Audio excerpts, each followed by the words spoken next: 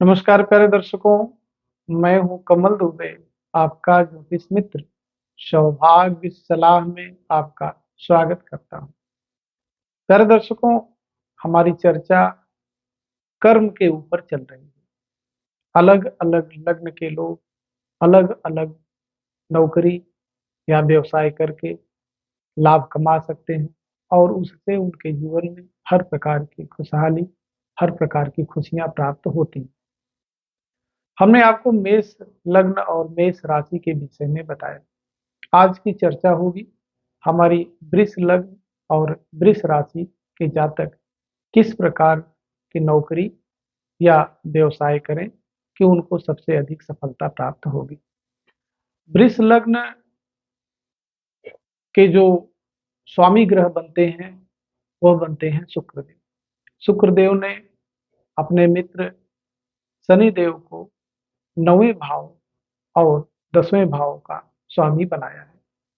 आपको यह भी समझना पड़ेगा कि जब कोई ग्रह केंद्र और त्रिकोण दोनों से संबंध बनाता है तो वह राजयोग कारक हो जाता है।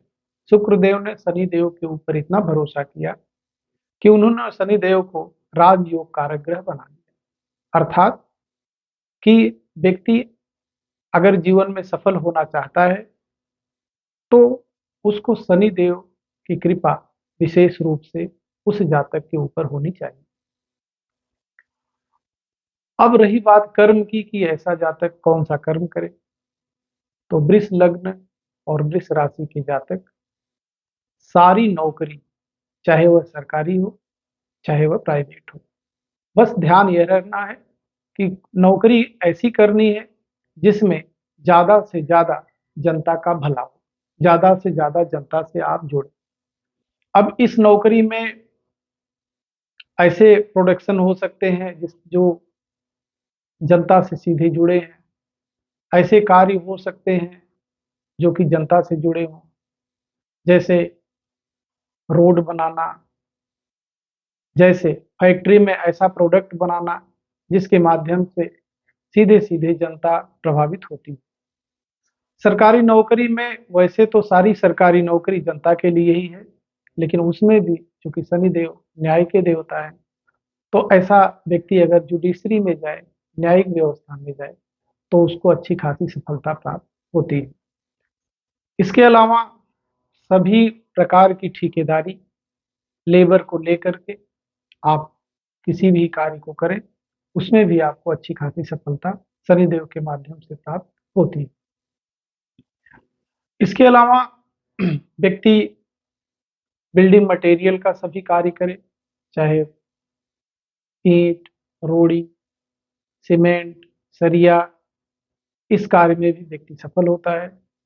पेट्रोकेमिकल में भी ऐसा व्यक्ति सफल होता है क्योंकि पेट्रोकेमिकल में शुक्र और शनि दोनों का प्रभाव होता है। इसके अलावा व्यक्ति कोयले का कार्य कर सकता है, लोहे का कार्य कर सकता है, लोहे का कुछ भी सामान बना सकता है और कोयले की खदान वगैरह में कार्य कर सकता है। और अगर उसके सामर्थ्य अच्छा है तो कोयले की खदान वगैरह भी खरीद सकता है। इस कार्य में भी ऐसा व्यक्ति अच्छा खासा सफल होता है। व्यक्ति पेट्रोलियम से संबंधित, जैसे कि पेट्रोल पंप का कार्य करे, उसमें भी अच्छा खासा सफल होता है। दलाली का कार्य भी ऐसे लोग कर सकते हैं, शेयर बाजार, सट्टा, लॉटरी, इन सब में भी ऐसे लोग खूब सफल होते हैं। बस कार्य यह करना है कि जो आपने सुबह टारगेट बनाया है उस कार्य को शाम तक जरूर कंप्लीट करें।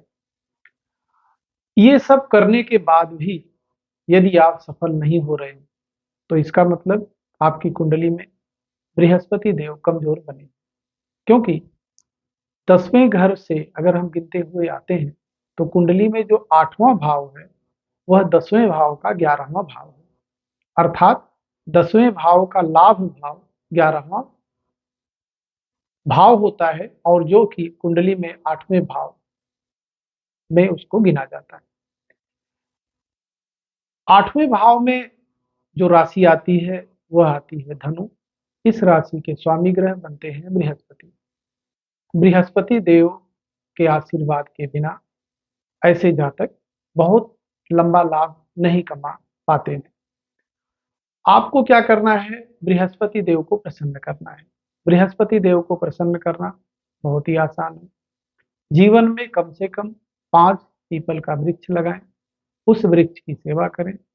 वह वृक्ष जितना विकास करेगा, उसकी शाखाएं जितनी बढ़ेंगी, जितना वह हरा भरा होगा, उतनी ज्यादा जीवन में आपको लाभ प्राप्त होगा। बृहस्पति देव के मंत्र का जप ओम ब्रीम बृहस्पतये नमः वर्ष में एक बार 19,000 अवश्य कराएं और उसके बाद हवन करवाएं। इससे भी बृहस्पति देव प्रसन्न होते हैं।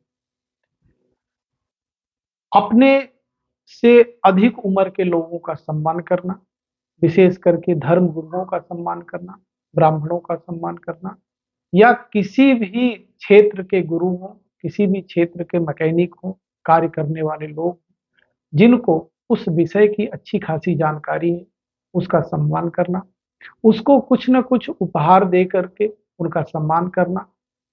इस कार्य को करने से भी आपके कार्य में अच्छी खासी सफलता आपको प्राप्त होगी। प्यारे दर्शकों, वृष लग्न के लोग हमेशा इस चीज का ध्यान रखें कि अपने कार्य में ईमानदारी बरतें। जितना वह ईमानदार रहेंगे, उतना ही उनके जीवन में सुख प्राप्त होगा, उतना ही वह जीवन में तरक्की करेंगे और आगे बढ़ेंगे।